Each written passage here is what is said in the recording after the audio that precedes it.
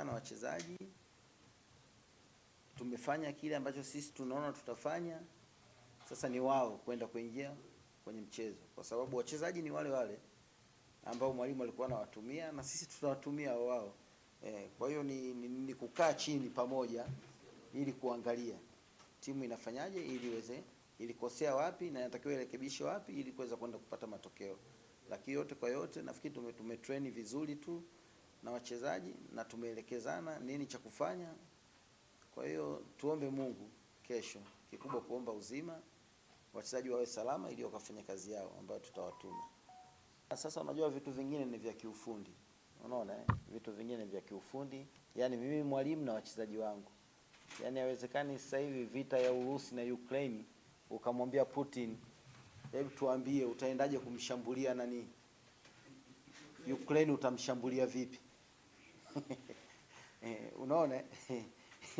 Sasa hii ni vitu vya kiufundi. Mimi nakaa na wachezaji wangu. Kwa Mtibwa tumeona na Simba wanacheza hivi, wanacheza hivi, wanacheza hivi.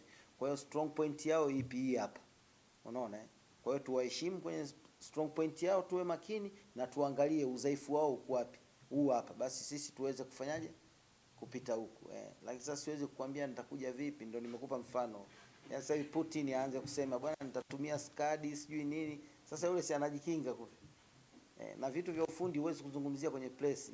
Unaona? Vitu vya ufundi uwanjani pale. Umeona? Pale ndo naambia mchezaji, wewe mpira ukiwa hapa labda usogee hapa, na saa nyingine hawezi, kwa sababu mpira unajua tena sio mashine. Mtibwa tunajua ubora wake.